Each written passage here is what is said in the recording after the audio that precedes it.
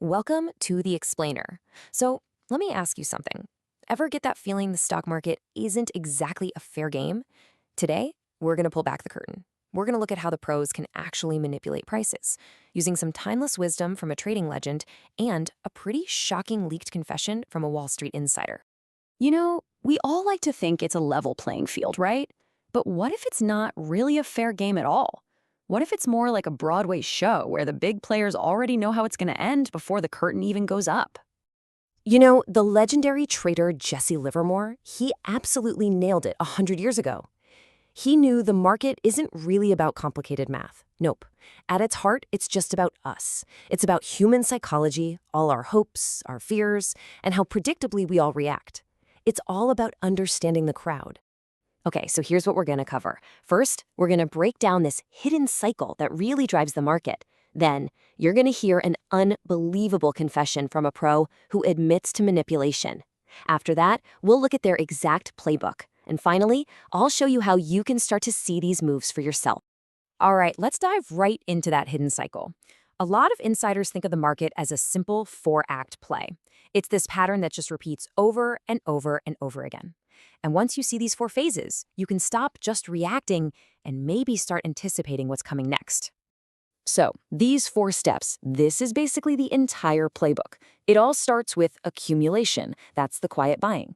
Then you have the markup, that's the big rally that gets everyone excited. After that is distribution, when the insiders are secretly selling. And it all ends with the markdown, the big drop. This is the classic way the smart money plays the game. Okay, so it all starts with what's called accumulation. You can think of this as stealth mode for the big players.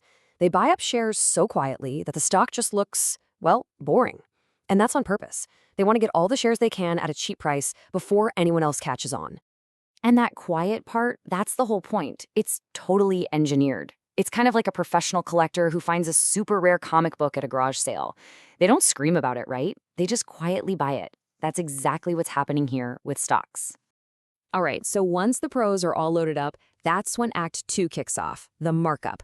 All of a sudden, that boring stock is everywhere. The news is great, the price is flying, and everybody else rushes in to buy. They don't realize it, but they're doing all the heavy lifting now, pushing the price way up for the insiders who got in early. And then we get to distribution. This is literally the mirror image of the first phase. While everybody else is feeling that fear of missing out, buying like crazy at the top, the professionals who started this whole thing, they are now quietly selling all of their shares to those exact people for a huge profit. And you can really feel the difference between these two phases. I mean, look at this. During accumulation, any little dip is a chance for insiders to buy more. But during distribution, every little pop is their chance to sell. It's a total flip in psychology. And that brings us to the final act, the markdown. Once the big players have sold everything, there's nobody left to buy. The price starts to drop, and that drop quickly turns into panic, as everyone who bought high starts rushing for the exits at the same time. And that's when the price crashes. Okay, so that whole four-act play, it sounds like a good theory, right? But does it actually happen? Well, believe it or not, a leaked video from hedge fund manager Jim Cramer gave us a completely unfiltered look into how this game is really played. I mean, in this clip, which was never meant for the public, Cramer flat out says that for hedge funds, moving stocks around isn't just business. He calls it a fun game and a lucrative game. For him, it's about winning, and it pays really, really well. And get this isn't just about spotting trends. He's talking about actively spending, say, $5 or $10 million just to create buying pressure and make things a little bit rosy. The goal? Super simple. Create some hype, make the stock look hot, and suck in newer investors who then do the work for him. And he's not shy about who he's targeting either. He talks about wanting to push a stock down to hurt the moron longs. Now, longs, that's just a term for people betting a stock will go up. In other words, regular investors like you and me.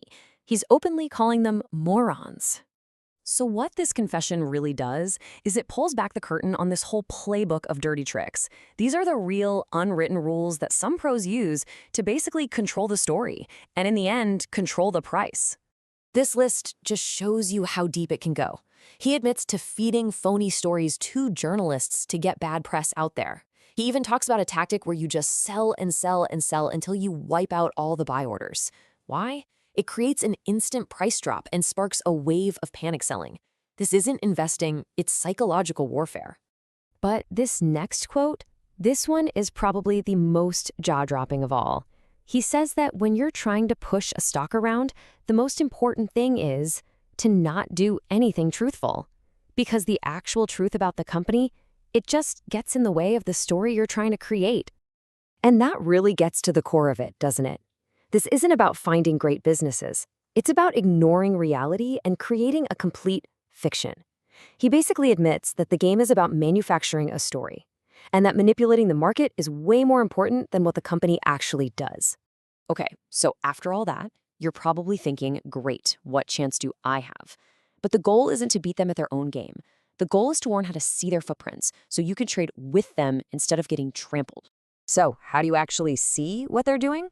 Well, the secret is to stop watching the big, exciting price spikes. Instead, watch the small, boring dips in price, what traders call pullbacks. How a stock acts during these little tests tells you everything you need to know about its real strength. And this slide lays it out perfectly. On the left, in a healthy trend, those little dips are calm and shallow. Buyers step right back in, which shows confidence. But on the right, when a trend is getting weak, the dips are deep and chaotic. That hesitation, that fear, that's a huge red flag that the big players aren't there to support the price anymore. So just remember this key takeaway. Big market turns rarely start with a huge, dramatic event. They start with a quiet change in rhythm. The real clues are hidden in those quiet moments, way before the big moves that catch everyone else by surprise. You know, the market really does speak its own language. The trick is to listen with your eyes, not your emotions. Once you start seeing these patterns, it's kind of hard to unsee them. So the question I'll leave you with is this. Now that you know the playbook, are you ever going to look at a stock chart the same way again? Master your trading rhythm, right here with Dollars and Decisions.